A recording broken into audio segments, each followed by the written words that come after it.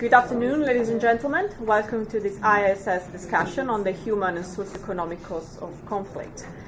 I'm Virginia Comolli. I'm the Research Fellow for Security and Development here at the IISS. Well, as you know, the study of conflict and insecurity is very much at the core of what we do. This is reflected in a number of conferences and also publications such as the Armed Conflict Survey, the Armed Conflict Database, the Chart of Conflict, in addition to many conflict-specific publications such as Adelphi's books on Syria, on Afghanistan, on Iraq, and many others. But while we often tend to focus on hard security and defense matters, today we wanted to look at what happened to people and economies when countries are in a state of conflict. And this is the reason why I decided to invite two slightly unusual experts, at least for our own usual events, a medical doctor and an economist. Today we have with us Ms. Sima Biswas. She's a general surgeon at the Ziv Medical Center in Israel, and she has experience in war surgery and urban violence in Israel, South Sudan, South Africa, Honduras, among other places. And she's also the editor-in-chief of BMJ Case Reports, which is an award-winning peer-reviewed journal that provides educational literature on clinical cases and global health. Also with us is Dr. Enke Offler, who is a research officer at the Center for the Study of African Economies at the University of Oxford, and she's also a senior associate member at the International Peace Research Institute in Oslo. Economic growth and the economics of conflict are at the core of her work. So we'll first hear from Sima, and then we'll turn to Enke. They both have some slides, so perhaps the gentleman over there might want to turn around a little. Sima, the floor is yours. Thank you very much indeed.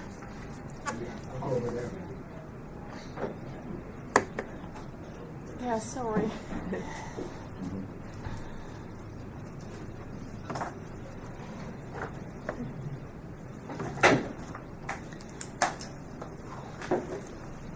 So now if you're all sitting comfortably, I shall begin. Are there any doctors or medical students or anyone related to medicine in the audience? No one?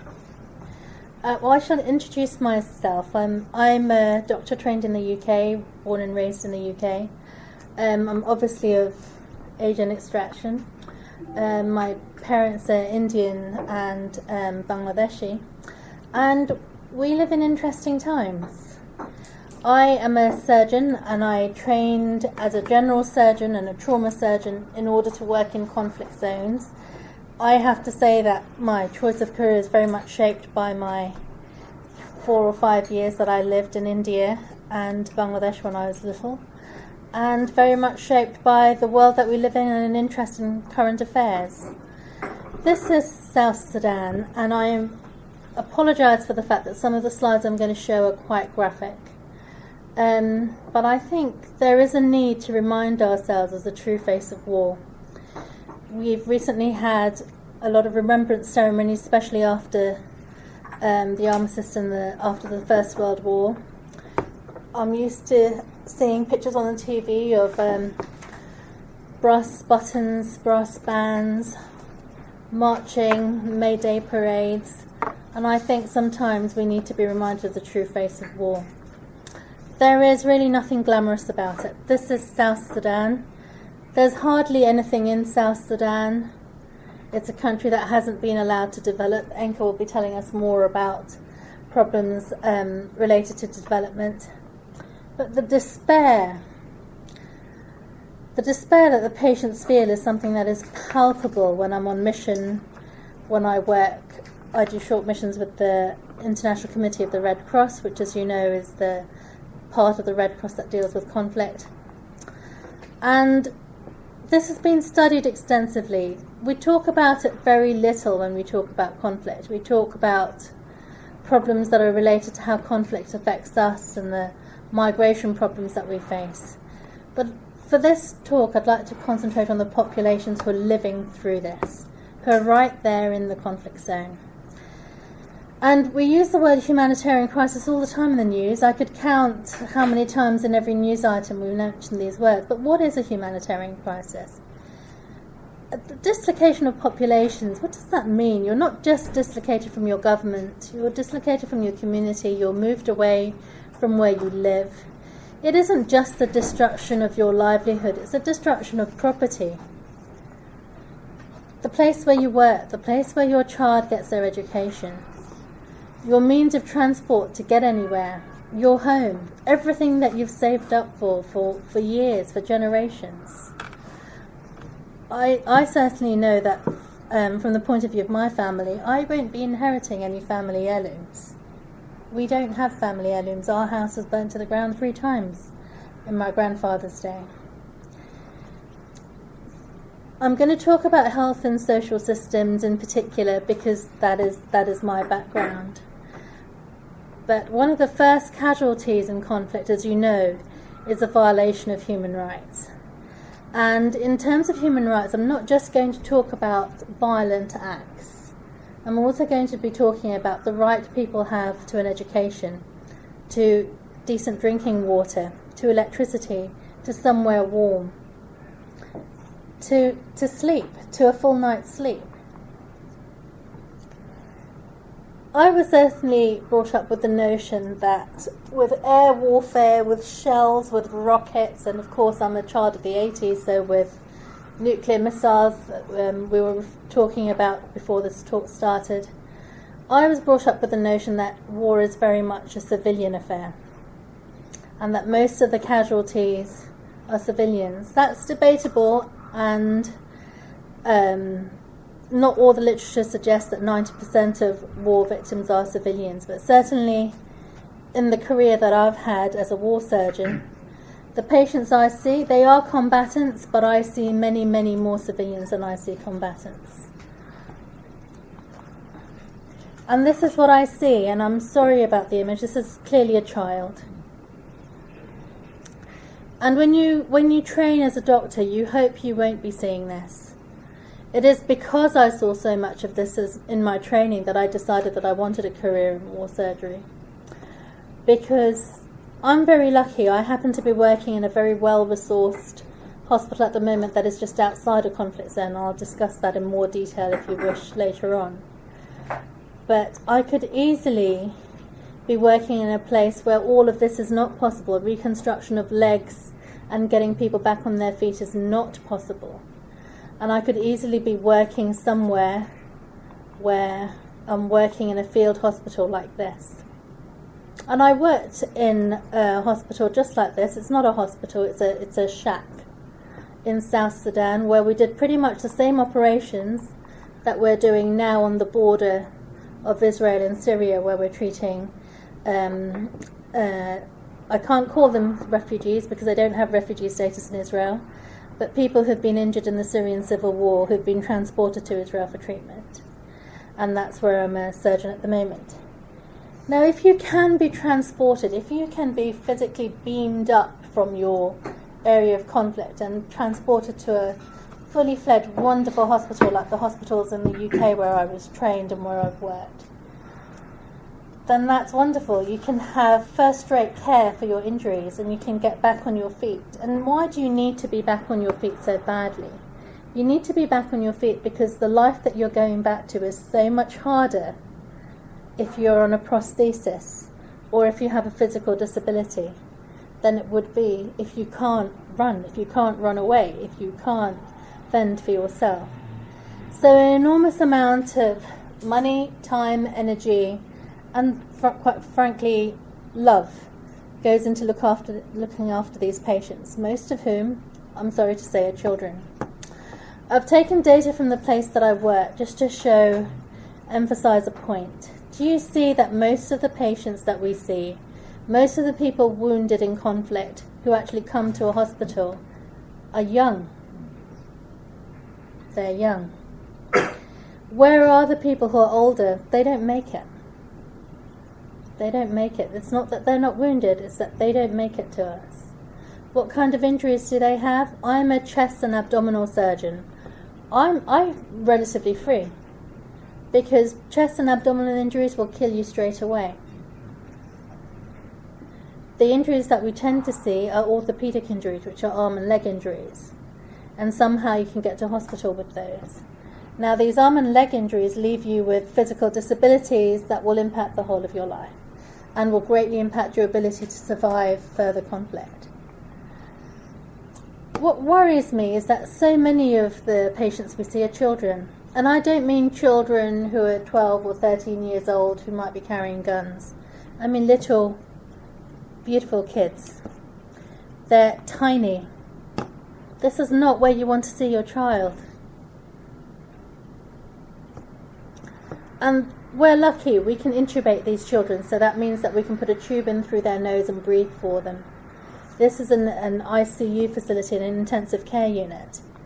But if I'm working in South Sudan, I would probably have to make the decision not to do anything for that child, because I don't have a ventilator, I don't have a machine to breathe for the child.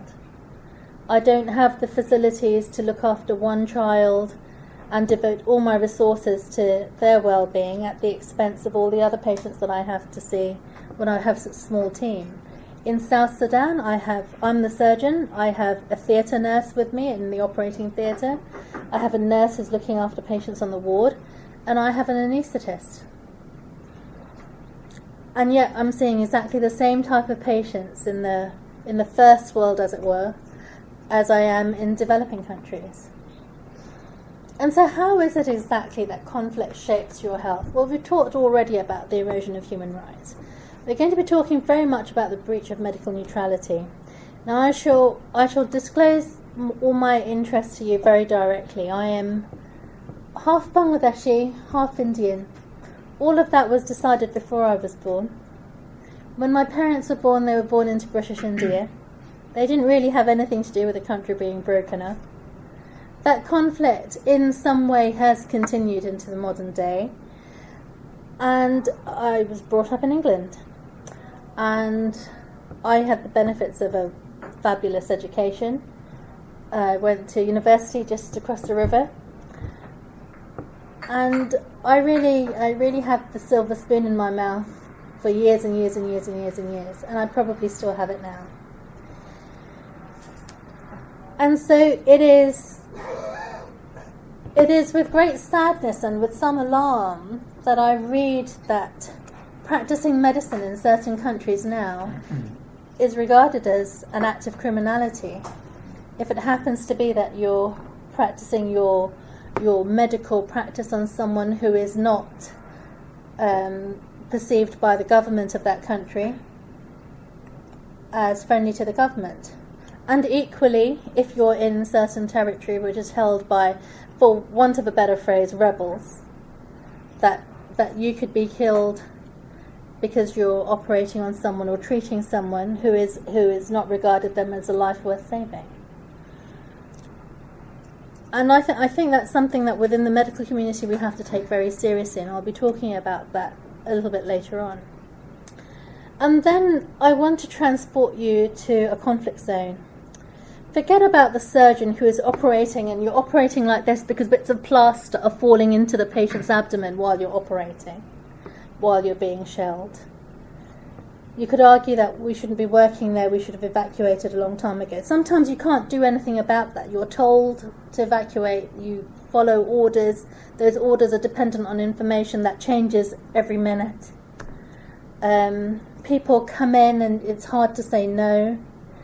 And a lot of the injuries you're dealing with when you're in a conflict zone are not necessarily just war injuries. There are babies to be delivered, there are women who are heavily pregnant. So just imagine what it must be like for someone living there, where you get no sleep, you don't know where you're going to get your next meal from. I haven't shown you pictures in this particular presentation because they're too disturbing. But the patients I see, who I see every day now from Syria, they are skin and bone. They are skin and bone. They haven't had a decent meal. They're not just undernourished, they're also malnourished. I see pictures that I had only ever seen in textbooks before of vitamin deficiencies. Pictures that I haven't even seen in Africa recently. So there is a lot to discuss about how one must grow up, live, work, and age in a place that is at war. And the problem with civil wars is that the conflict usually starts a long time before we officially declare it a civil war, and it goes on for a long time after we've said that there's been a disengagement of forces. And Enk is going to talk much more about the long-term effects of rebuilding a country. But I'm used to poverty, we all are. We're used to marginalisation, we talk about it even in this country. And we're used to discrimination, but add to that what happens in conflict. I apologise for the quality of this slide, but displacement, economic instability, the disease burden that rises in conflict, which I'll talk about more in a moment, community health, what community, what health. So when you're living in a conflict zone, and I just plucked these from the sky from my experience, but you could add to these endlessly. There are the war-related injuries that I've shown you. But what I haven't shown you is that when I land in a helicopter in the middle of South Sudan, the patients who are waiting for me are not people with war-related injuries. They're people who are heavily pregnant who need to deliver a child. Some of them, the child's already halfway down and stuck. The people who are waiting for me are people with diabetes who are going into a coma, who've had no medicine for weeks. The people who are waiting for me are the elderly, who have nowhere to go, whose houses and crops have been burned. There's no medication. Medication in some parts of Syria has now gone down to manufacturing of 10% of what they manufactured before the war started. Maternity and family planning. I am sure I'm not the only person in this room who looks at images of people coming across Europe with little children, and you think, why would you have a child under these circumstances? How can you plan? What family planning is there in this kind of environment? Elderly care? Forget about it. When I worked in Somalia, I didn't see an elderly person. When I had just left England and my average age of admission in general surgery was 92. I went to Somalia and my patients got better very quickly because the average age of admission was 21, 22. And so we'll be talking a little more about that as we go on in each slide. But this is what you have to deal with. The hospitals and health services are bombed out. If you're from a place in South Sudan, what hospitals are there in the first place to be bombed out? Underdeveloped areas. I remember that I work for the International Committee of the Red Cross as well, as I told you, and I write for them too. And they edit out some of the things that I write. And what I had written was that infection is absolutely the enemy of a war surgeon. But the enemy of development has got to be war. Persistent war that never ends, just does not allow a country to develop. There are no roads. Why do I have to land and buy a helicopter? It costs the earth to hire a helicopter to fly us around. But you can't land by plane because the airstrips are flooded.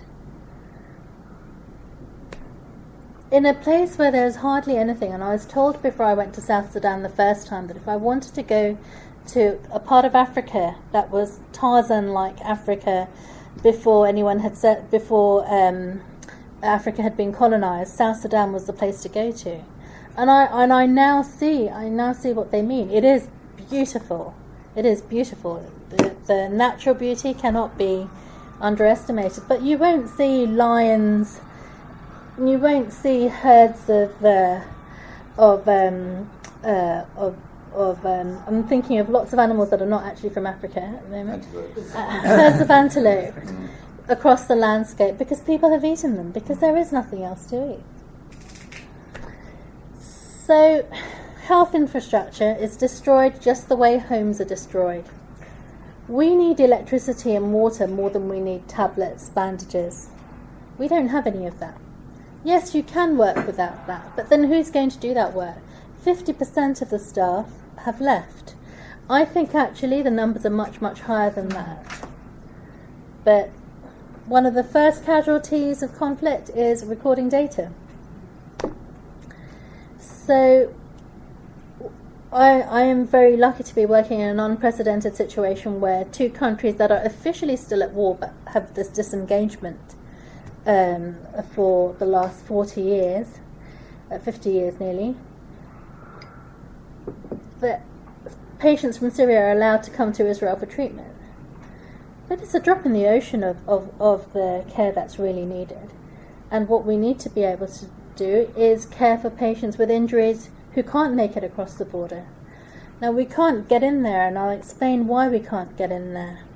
Not only are people leaving, but we're not allowed to work there without getting shot or killed ourselves.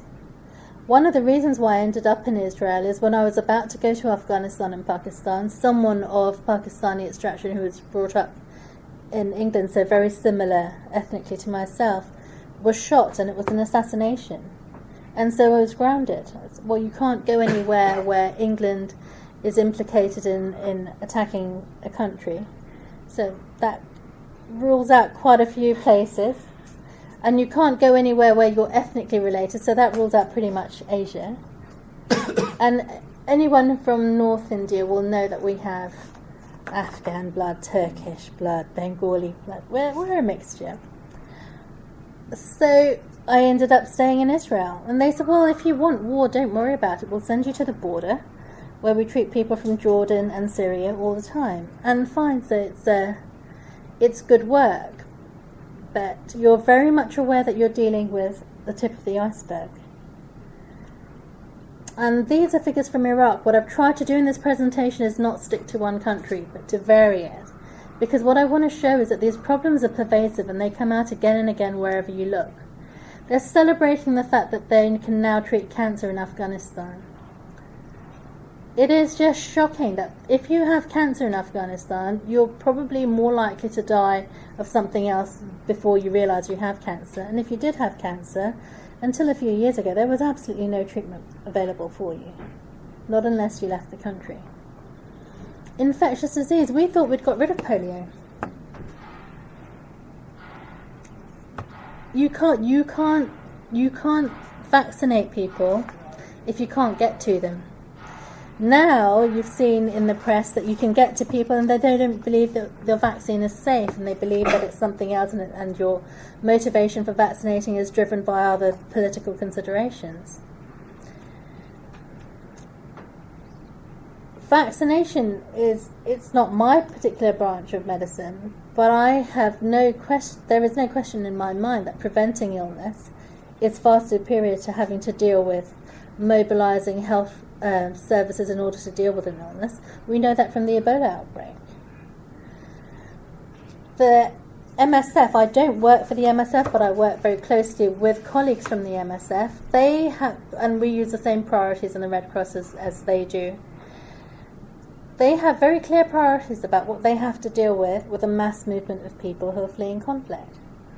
And in a refugee camp, infectious disease, so diseases that you can catch from other people, is a huge concern. Measles, mumps, rubella. All of this compounded by malnutrition. Upper respiratory tract infections, so pneumonias, that all begin with sore throats. Diarrheal disease, worms. These are what will kill your population. And they'll kill the elderly, and they'll kill the young, and they'll kill pregnant women. They'll kill people with chronic disease, like badly managed hypertension or badly managed diabetes. And everyone with hypertension and diabetes is potentially badly managed in a situation where you can't get medication and you can't have follow-up.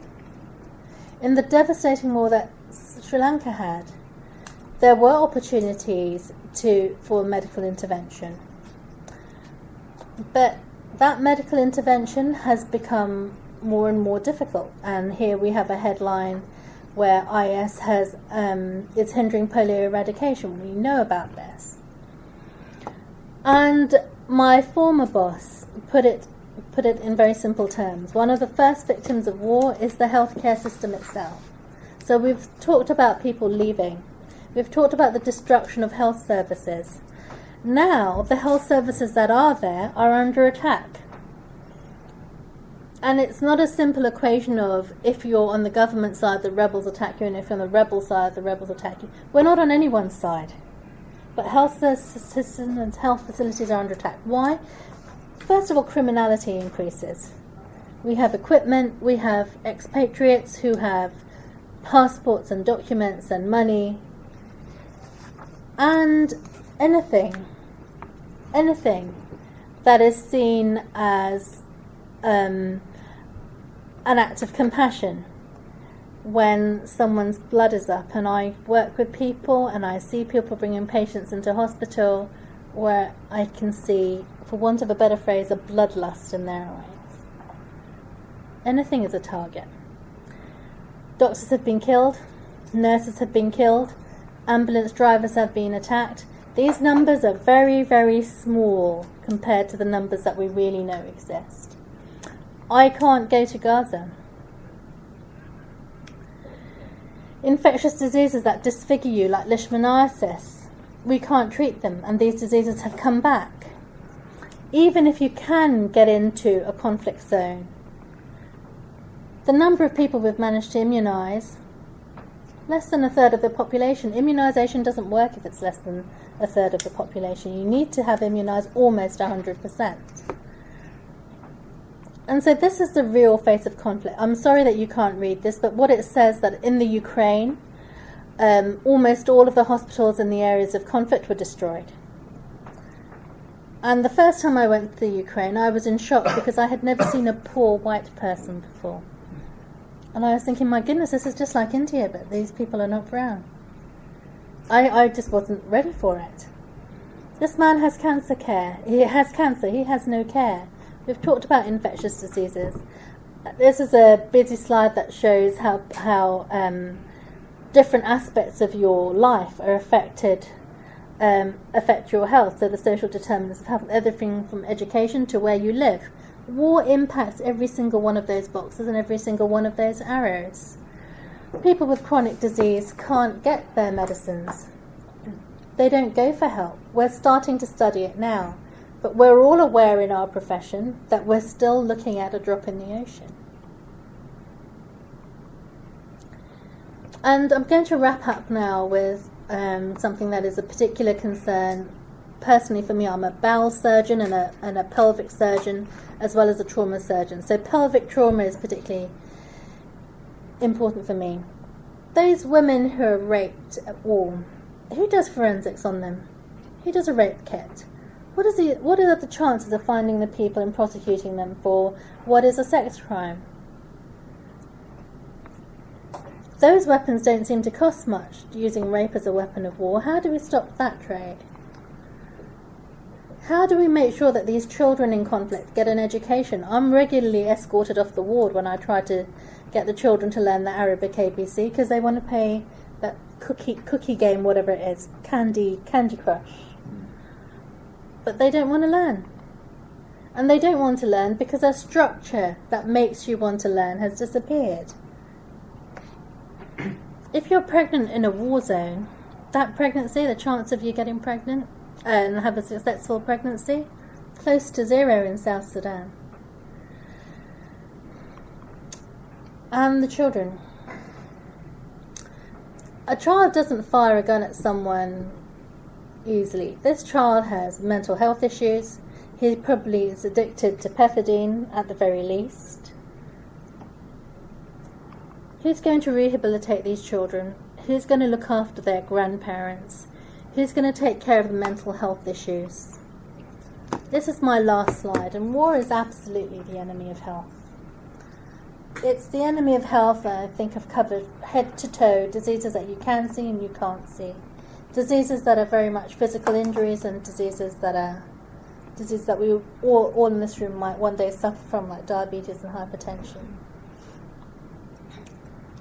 I think it is the voice of professionals who have to deal with patients who've really been injured and who work in these zones that needs to be heard, because anyone who sees the cost of conflict would never justify that expenditure. Enka's going to now talk a bit more about that. But I leave you with the thought that I don't think one can justify destroying health services and healthcare that's taken centuries to build and put us back into the dark ages, really. Okay, well, thank you very much, Seema. I think that was definitely the most depressing presentation I've heard in a long while, but I'm very glad we had that discussion. I think this issue needs to be discussed more broadly. I'll now turn to Anke. This is a very hard act to follow. So we are actually going to use the screen, so if you turn around, you'll be able to see. Sorry, don't quite. Oh, I see. Okay. I'm sorry. So Seema has firmly put the spotlight on the current collective violence and armed conflicts in Syria and South Sudan and a number of other places. So this is a little. So I'll just give you a little bit of a taster before you get a chance to sort of ask us lots of questions or comment on it. This is based on joint work with Jim Fearon at Stanford. He's a political scientist who's also done a lot of work on civil wars. So we don't just focus on civil wars, but we focus on violence more generally. And the interest coming from a development economics background is there's no security without development and no development without security, as was already mentioned. And the development community's got quite good at sort of putting firmly a focus on armed conflict. But the Millennium Development Goals, if you remember, in 2000 had nothing on violence. And now this has changed with the proclamation of the Sustainable Development Goals last year. Goal 16 aims to reduce violence and have more inclusive and peaceful societies. And so Jim and I have been sort of thinking about, where are the sort of big problems with violence. Yeah? So it's any action that uses force intended to cause harm, and we've seen some terrible examples already. So clearly this is human rights, a development and a public health issue. So this is the reason probably why so many of you from different areas have sort of come together today. So there's collective violence, and international war is something that you study a lot here, internal armed conflict, but then there are one-sided violence, so pogroms, genocides, non-state violence, where sort of the state isn't really involved, but it's two groups in society that fight each other, terrorism. Very difficult to define terrorism. When it happens in Paris, it seems clear to us, but when it happens in Iraq, then it's a tactic of war, so very difficult. So interpersonal violence, so there's no group activity, it's just sort of one person against another. Homicide, physical assault, sexual assault and rape, intimate partner violence. You can also think about violence against children, elderly, the disabled. What we are excluding is self-directed violence. Actually, many more people are killed by self-directed violence, so many more people kill themselves, are then being killed. But it's not my area of expertise. It's clearly a sort of psychological sort of issue. But it should also be clear, and I think this has been totally neglected in the research, that a lot of these types of violence influence each other. So we already had rape in war, so this is a big tactic in war. When does it happen, when does it not happen? So there's some research on this. Obviously, if your partner abuses you, you are more likely to be suicidal. If you've had war experiences like this, you're more likely to be suicidal. But suicide is not something that I consider. So you produce similar maps. This is from UCDP in Uppsala. So this is where the current conflicts are. So we've heard some of them. So what this graph shows you is positive. Yeah, let's just try and be a bit more positive after this. So it shows you time. So it starts at the end of the Second World War to today. And it just is the number of armed conflicts worldwide. And it sort of increased at the end of the Second World War up to the end of the Cold War. That is the peak, and now we've got a downward trend. Maybe we've got a little bit of an upturn, but I think we are winning the war on war, Joshua Goldstein's maxim. And the little bit of green there is international war, so it's mainly internal armed conflict, and forget any of the sort of ideas you have of sort of two armies fighting each other. This is civilians being killed. Okay, now I'm the economist here, so I'm going to sort of give you some stylized idea of what happens to a country when a civil war, armed conflict, large arms scale conflict hits it. It's basically economic suicide, as was already hinted at. So imagine this country starts at an income of 100.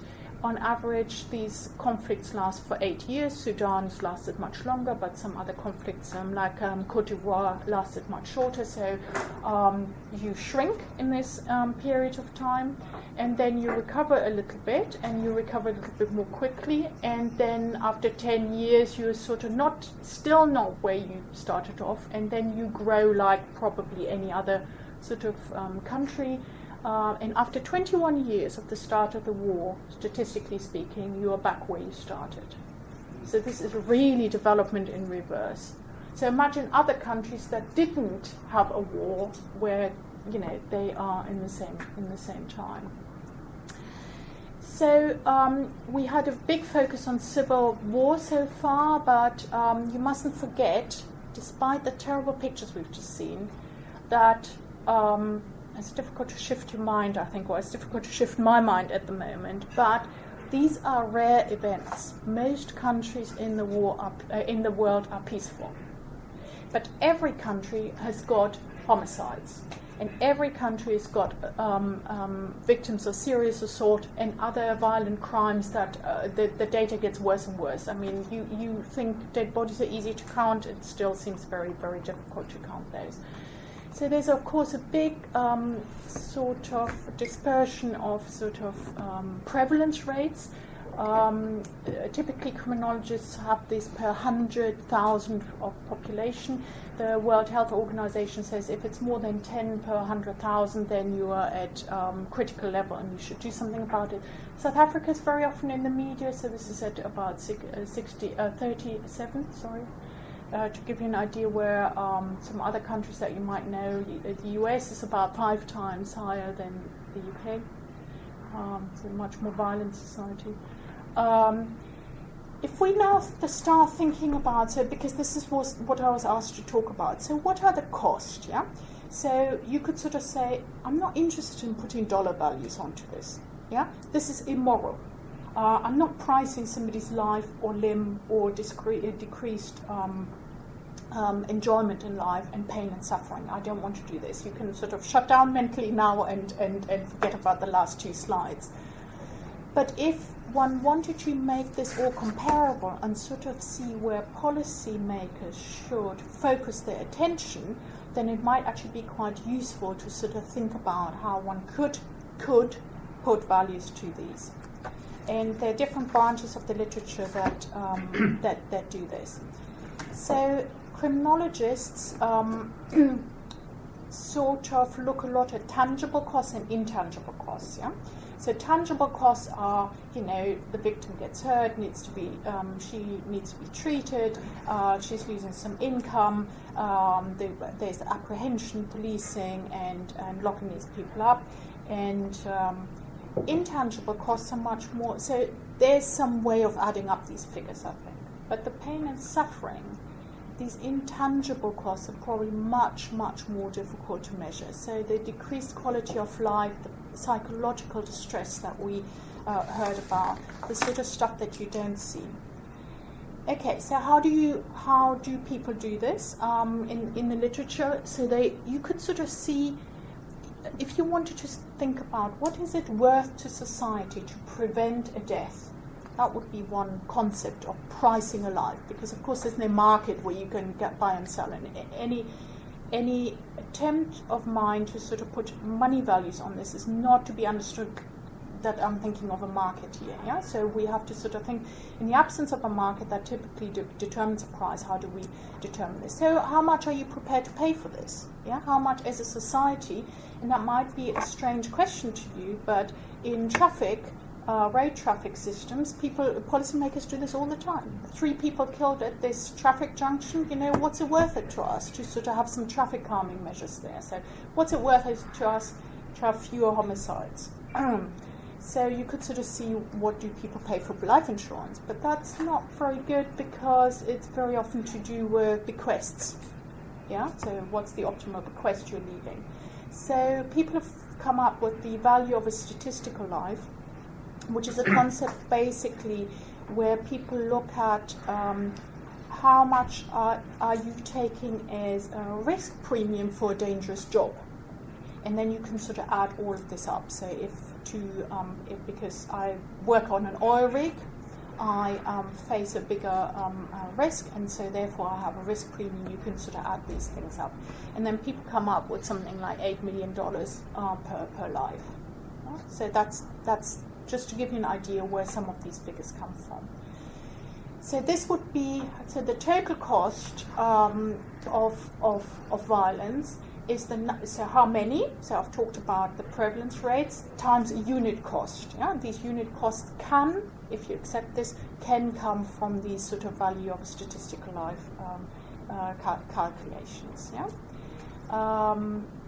And to just sort of finish up, that we have a bit of time to discuss it. So this is sort of what Jim Fuhr and I have sort of put together. So there's collective violence. So all the terrible stuff we've just seen accounts to about $167 billion for a year, in a year. And interpersonal violence, you remember the prevalence rates were much higher. We come up with 7.5 times more cost worldwide. So obviously some of these homicides happen in Sudan, and they also have a war. Yeah, so this is not mutually exclusive. So the collective violence is sort of very much on. You can see the big number there is the GDP losses, the sort of like the bombing of the bridges and the roads and the hospitals and the schools and so on. And this literature sort of is typically in economics literature that focuses a lot on sort of the loss of physical stuff, not the lives, whereas the interpersonal violence literature focuses a lot on the sort of criminology, where it's the value of a life that people are sort of trying to sort of look at. The same value of a life we've used to price collective violence, but far fewer people are actually killed in wars. It's also interesting that, maybe as a last thought, that in the collective violence literature, people focus a lot on battle deaths. So these are civilians as well as combatants. But there is no guesstimate even on injuries. And this is clearly a very, very, very serious omission, as we heard earlier. Whereas the crime literature looks at loss of life as well as loss of limb and other injuries. I'll just sort of stop here, that we have time to discuss. Thank you. Okay. Well, thank you very much. We have about 15 minutes for questions and comments. When I call on you, if you could please identify yourself. Nigel. Yes, I'm Nigel Inkster. I'm the Director of Future Conflict and Cyber Warfare here at IISS, and before that, the Assistant Chief of SIS, UK Foreign Intelligence Service. Seema, if I may, you painted a very graphic picture of what the reality of a war zone is. And this raises in my mind a kind of much bigger question. At what point does ending the conflict, whatever conflict, by whatever means, become the lesser evil? And I cite Sri Lanka as an obvious case in point. A few years ago, the Sri Lankan government was able to deliver a coup de grace to the Tamil Tigers. They did so with much brutality, with much damage, and almost certainly significant war crimes being committed. And I talked to the head of the Sri Lankan Armed Forces not so long ago. He freely admitted that the ending of the civil war hadn't by any means resolved the underlying difficulties that had given rise to it in the first place. But at the end of the day, the violence has stopped. People are not subjected to this relentless traumatization that you so graphically described. Do you think this is the lesser evil? The simple and shortest answer I can give you, a probably too much longer answer, is I don't know. I don't know if in my lifetime I have seen, other than Sri Lanka, I don't know if in my lifetime I've seen a conflict truly end through armed intervention. I don't know if we saw that in Libya. I don't really think we saw that in Afghanistan truly. And I mean, Afghanistan is a difficult case to argue because there's development alongside destruction almost on a daily basis. I certainly know that we haven't seen that in South Sudan, and we've tried to intervene in some form or another for a long time, even through peaceful means and that peaceful succession, which the Red Cross was so confident about. We closed our hospital in Kenya, which was regarded as a grave mistake. So I'm not sure that armed intervention, apart from the particularly brutal armed intervention we saw in Sri Lanka, does end conflict. So I'm not sure that's the answer. What I do know is, I grew up with the notion, and I was educated here, and I'm Bengali. Bengalis like to read. We're not particularly sporty, but we like to sit by the river and read a book. And I was brought up with the notion that conflict is absolutely the last resort in order to resolve a difference. And it's not clear to me that I live in a world where that philosophy really does exist. I think people pick up a gun to try and resolve their problems more easily than the adage that I was brought up with. So I would say put as much effort as possible into not going to war in the first place. Put as much effort as possible into protecting hospitals. The particular example you give in Sri Lanka, I'm sure you're aware of this. The way the International Committee of the Red Cross works is they give the attacking party the coordinates of the hospital and say, do not attack these hospitals. And those coordinates were unfortunately used to attack the hospitals. And for those of you who are not aware of this, there's a very, very depressing, even more depressing than my presentation, program on Channel 4 called the Sri Lankan Killing Fields, which I think is available online for you to see. Don't watch it when you're alone in the house on a cold, rainy night, because you won't sleep for a week. But it is, I would say, more needs to be done to prevent us going to conflict, and more needs to be done to try and evacuate civilians or get civilians to, it sounds trite to say a place of safety, because I've never been in a war where there is a place that is safe. But more needs to be done to protect civilians. Okay, the gentleman over there. Abdullah Mahmoud, a journalist. I'm really touched by this great presentation by both of you, but I have a small point of question to Seema. You mentioned that 90% of the victims are civilians. Does this mean that civilians are not necessarily collateral but a target? Right. Thank you for that. I'm speaking for myself and not for the Red Cross when I answer. There is no question in my mind from what I have seen as an individual, so as an individual, not as a representative of any particular organisation, there's no question in my mind that what I have seen is very much a deliberate attack on civilizations, on populations as they are, not necessarily just combatant versus combatant. There is no question in my mind that I see that making drinking water unpalatable or making fields unfarmable by mining them is very much an act against civilian populations rather than a strategy that will bring any significant military benefit. I have no military training. I can't pretend to know anything about military strategy. But as a personal observation, and irrespective of any organisation that I've worked for, there's no question in my mind that civilians are attacked as civilians, and a way of life is attacked as the way of life that it is. Not everywhere to the same extent, but enough for it to be something that is an observation that myself and my colleagues have made. And I emphasise again, I'm speaking as a private individual there, not as a representative of an organisation. I think I'll take a cluster of questions so that everyone has a chance to share their views. And Nick Redman first. I should like to address Nigel's question to Anka, if I may. In terms of impacts on conflict, impacts on economy, is it actually better in many cases to accelerate that, even if we allow, let's say, the damage on our national infrastructure is going to be, let's say, 3 years worth of 1 year in order to escalate a conflict over war.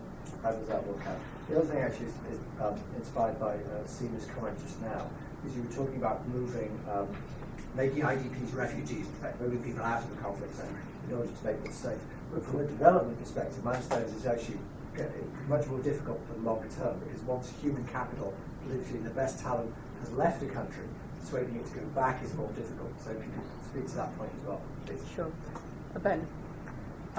In response to Seema's question, intervention that reduces suffering, I'd say there are 3 post-Cold War cases: Sierra Leone, Kosovo, where it didn't eliminate suffering, but it greatly reduced it, and then Bosnia, where the initial UN mission damped down the conflict and then decided intervention ended it.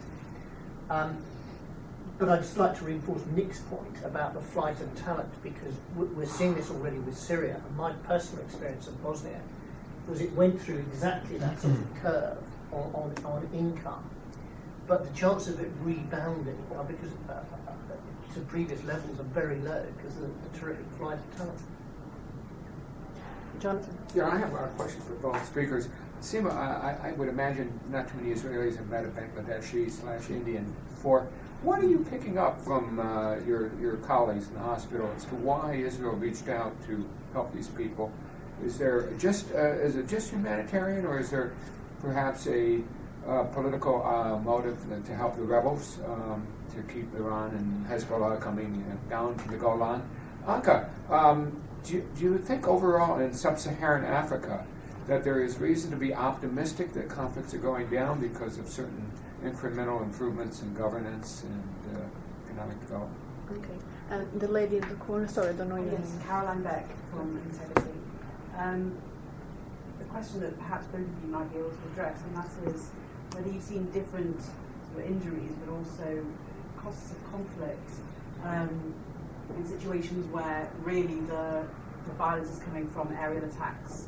So where you don't have ground troops, I pick which conflict zone you want to talk about, but I would have thought that the injuries are very different, and the ability to sort of assess the damage is also quite different, particularly perhaps from your ICRC background, and whether you sort of had a policy discussion with the various parties to conflicts around the challenges of the aerial combat. Okay, and Ambassador Molina? Yes. The Guatemalan ambassador here in London. Thank you for the presentation. I would like only to point the cost of conflicts. Guatemala will be the 36-year conflict, maybe the longest in the world. From 1960 to 1996. And one of the most terrible costs of violence was that we got used to violence. The culture of death. And now that I saw these statistics you are presenting, homicide rates, they are from 2008. The Guatemala conflict ended in 1996. And 12 years later, on those statistics, you can see the effect of the conflict. So we got used to death. And after 12 years, now it's 2008. Now, 8 more years, and we are still having exactly the same problem. So, used to violence, and it was used to death.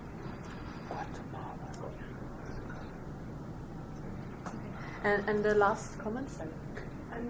Hi, I'm from the International Committee of the Red Cross as well, the office in London. I felt that it would be remiss not to perhaps make the case for international humanitarian law quite predictably, in the sense that clearly the cost of conflict and the casualty of conflict being the healthcare system will always be, that will always remain, but that the impact on civilians, the flight of people from war zones, the refugee crises we see around the world are only enhanced by the fact that there is this the complete ability for states and individuals to breach international humanitarian law with seemingly no consequences at all. I mean, the ICRC's tried to rally states around putting a mechanism in place to improve compliance with IHL, with sadly no outcome. But that I'd be interested to hear sorry, Cyril's speaking to me. But yeah, I'd be interested to hear the thoughts of the speakers in terms of what perhaps the cost benefit would be if we actually had a body of law that was abided by in conflict. Okay, thank you. I'll now return to the speakers, perhaps in reverse order this time. Anke, would you like to go first? Please feel free to, just to address the questions. I mean, I know that some people have to probably leave promptly, but I have a little bit more time if you have bilateral questions that you want to address or didn't really. So the question of so the big question of the lesser evil. So if you could, from the outside, bring these things to an end, or help the government bring it to an end, is that maybe better? So this data that I presented from Uppsala and Prio, they look at how civil armed conflicts end. Yeah, so 40% of these conflicts never really end. There's no peace agreement, there's no ceasefire, there's no military victory. Yeah, so 40% of these things just rumble on. Yeah, some of them do get decided by military victory. So I think 7% of all cases, the rebels win. If you're a rebel, the odds are really bad. Don't start one. And then a lot of them end with formal settlements. And I've done some ongoing research with Richard Kaplan, who's a politics professor in Oxford. And we think that UN peacekeeping operations, when you've had a settlement, really does work. It does really stabilize. And so there are quite a few questions now about why that might be the case, because it seems to us that the UN actually gets involved before the settlement takes place. And what is it there? Is it this sort of third party guarantor that makes the peace stick? Sadly, though, just statistically speaking, government victories do also stick. Now, this isn't to advocate them. This isn't to advocate Sri Lanka as a solution to things. But could we ape that? Why do they stick better? And could we sort of help to make settlements stick as well as military victories would be my sort of way forward, which maybe brings me to the last intervention straight away on law. So if you remember my graph with a little bit of green at the bottom there, there's these were the international wars over time. Somehow we've managed to really get on top of them as an international community. Yeah.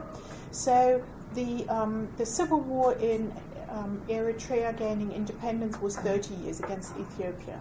When they were two independent countries, the war lasted 30 days. Yeah, because there are all sorts of international sort of rules and sanctions and everything we can sort of bring put to work here. We don't seem to be there for internal conflicts. Yeah, and so I'm not a law expert, so I'd be really interested in sort of looking more at this. So, am I optimistic about sub-Saharan Africa? I think I am, actually, because when I sort of say we're winning the war on war, so Niels Peter Gleditsch and Scott Gates at the Peace Research Institute in Oxford, in Oslo, they've tried to have a look at, is war waxing or waning? So have we got more war, or is it sort of receding? So I think we're going to end up with these hard cases that are in a sort of loop of violence, yeah? Because there's a really high rate of falling into a conflict again. So I think it's about 40% of all countries that have had a war fall into a new one. So in the next 10 years. So if you manage, like El Salvador or Guatemala, to sort of really have a decent peace period, the good news is the longer the peace lasts, the less likely you are to sort of tip back into a really big armed conflict. And so I think Liberia, Sierra Leone, we are getting there. So hardly any of the new wars that we've seen, have been new. Yeah, they've all been sort of unresolved situations. So, as an international community, we should really focus on those. So, this is, at least we have some guidance. Last comment on the Latin American situation. So, there used to be a lot of large-scale armed conflict in Latin America, to do a lot with the Cold War set up and so on. Yeah, for a lot of proxy wars going on. Interestingly, Latin America has got on top of these, but has got now a big homicide problem still. And there's a lot of narco trafficking, and I think a lot of state fragility doesn't come from a rebel organization attacking the state, but it comes from organized criminal activity hollowing out the state from within, with a lot of corruption on official side, the police, and so on and so on. And it's very sad to sort of think that on a map like this, Guatemala looks at peace, but any Guatemalan knows that this is not a really, what quality peace are we talking about? And I think that's really for the peaceful countries a really big next step forward. How do we really get peace with people who've grown up with a taste of violence, an experience of violence, they've been brutalized? That's what they know to do. They know how to operate a Kalashnikov, and it's a lot easier to sort of, with no education and so on, to hold up the next overland bus in Guatemala and rob these people than have a decent living. So that's the big challenge, and I think I can see that coming in Africa too, because there's a lot in West Africa. There's a lot of narco trafficking problems that might have big parallels to Latin America. Thank you. Sorry to take. Thank you. I shall try and do a pan-or response, with the exception of your question, which I shall answer directly at the end. I speak as a doctor, as someone involved in health, and as someone with no expertise in military strategy or in the legal system. I have worked in post-conflict zones like Somalia, Somaliland. I have worked in zones at conflict, engaged in conflict. I have worked in zones that are just beside those countries that are actively engaged in conflict. And I have worked in zones where the homicide rate is so high, like Honduras, for example, that the International Committee of the Red Cross has not an intervention, but has activity, shall we say, for want of a better phrase, in those countries. And they all have something in common, they all have certain differences that I think explains some of the differences to why armed intervention works in some places and may not be so effective in others. What they all have in common is the people who suffer tend to be the people who would suffer the most without conflict, as it is anyway socially. So the people who are the first to suffer are the people who are slightly marginalised, slightly disenfranchised, on the poorer side socio-economically, in less well-paid jobs, in families with less disposable income to escape quickly or to have different ways of escaping from danger. And rather than conflict as a determinant of health, if I was to turn it round and say health as a determinant of conflict, Michael Marmot, who's an epidemiologist of some note in this country at University College London, he has done some research, and it's research that I can only envy, where he has shown that countries that are at peace and countries where women are educated at least to the age of 14, there is less criminality there is less domestic violence there are less men likely to be in prison, and those countries are less likely to go to war. And so I can't but help answer your question from the perspective of a doctor. Don't go to war. I don't know what the answer is to military intervention. I don't know which country I would suggest that this is a good idea and not a good idea. I don't know the answer. But what I do know is countries where the population is generally better educated, where they have more disposable income, where they have a certain quality of living, tend to respect international humanitarian law more. Countries where there is a respect for healthcare and where health services already exist. I've shown 2 notable examples where there was a relatively good health system that was destroyed. But if I really showed you a better display of all the countries where I've worked, I tend to work in countries that are at war, which don't have an established health system that was bombed out. And in those countries, what I would say is investing in countries and developing those countries and finding a way of all populations to be represented. I won't say equally because that's just pie in the sky, but some kind of representation that is, shall we use the word fair for want of a better word. Those countries are less likely to have such terrible figures of violence and less likely to present patients who I'm going to have to deal with. So I don't know if that answers some of your questions, but those are countries that have slightly more respect for international humanitarian law. I know when I'm working in Honduras and there's a masked gunman, he's in my face with a gun, he's more likely to leave me alone in Honduras than he was in South Sudan, where he's literally on me all the time while I'm in theatre. I know that I'm working in Israel, and I'll end with an answer to your question. As brought up here, it's cookies and cream in England compared to living overseas, living in Bangladesh. But Bangladesh was not at war, but there's so much criminality there, and there's so many weapons there now. I know what it was like for me in South Africa, where there were so many weapons left after conflict with the ANC, that armed violence is really a fact of life. I know that in Israel, seeing what I consider to be children, they're younger than medical students, and I definitely consider my medical students to be children. Seeing people who are 17, 18, 19 holding guns and guarding the Syrians outside their room fills me with absolutely no confidence that they're capable of guarding them or doing anything.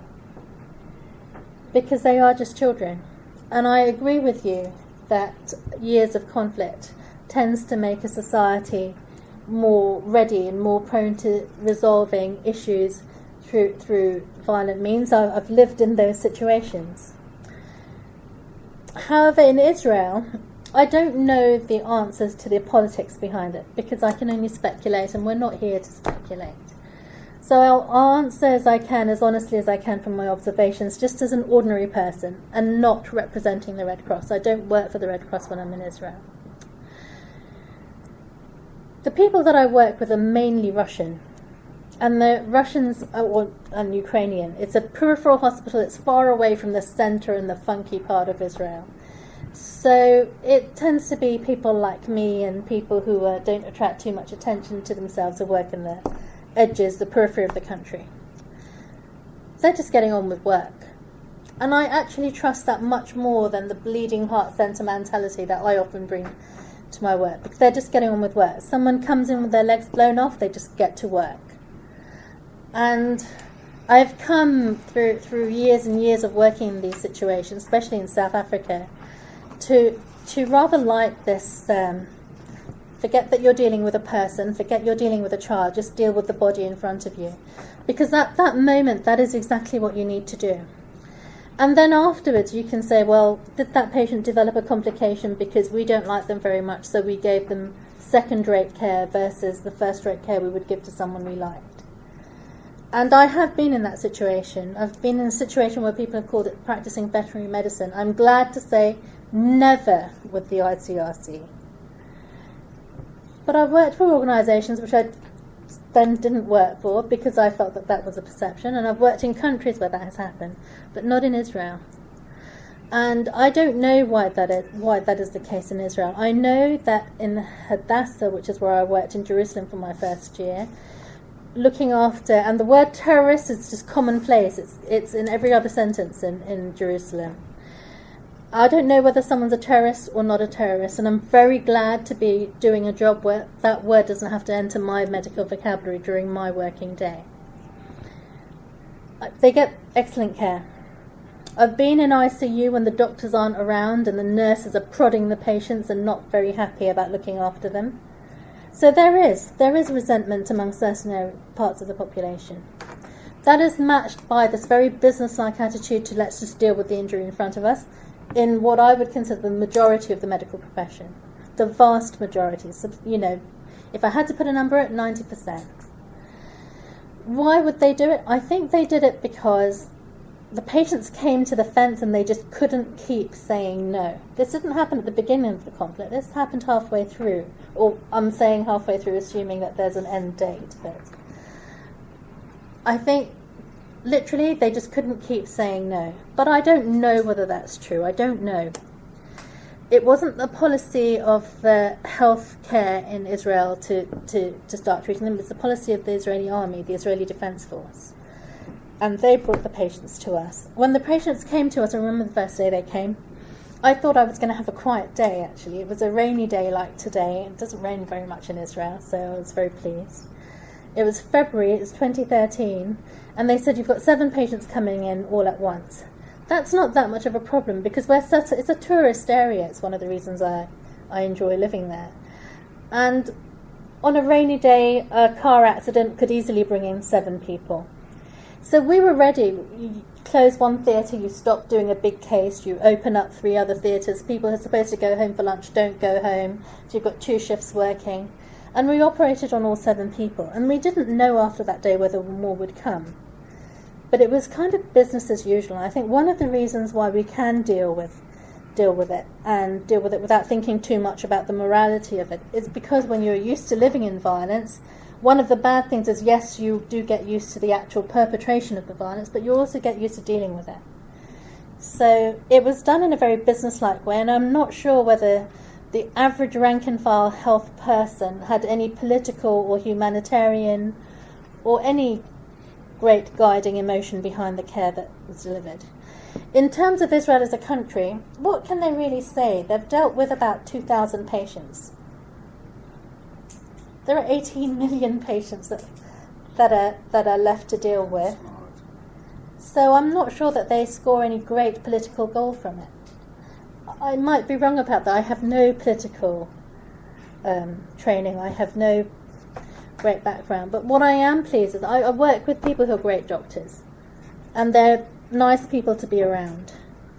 And the patients get really good care. And because there's so many children, everyone wants to mother these children. So they get great care. But what worries me is what they go back to. And what worries me is that because they can't stay, and they don't want to stay because they're brought on their own, this is an issue that the Red Cross gets very much involved with, because you don't want children to be brought on their own, because the children want to get straight back home to their parents. So they're going back to a war zone. And that's why I concentrated so much on what it's like to live in a war zone, because I can deal with what's in front of me, but it's what's there that concerns me, and it's our ability as an organisation like the ICRC or as Doctors Without Borders. I don't work for Doctors Without Borders. To be able to work safely and do our work safely in these conflict zones, because there's no question that conflict is a reality of life, modern life, ancient life. And we do have to be able to operate there safely and to be effective, not just deal with a small particular population. Thank you. Well, it is very clear to me that Anke and Nassim have amassed a huge amount of experience over the years, and I'm very grateful to both of you for coming here today and sharing some of it with us. The discussion has been very informative, very dense, but also full of nuances, which I really appreciate.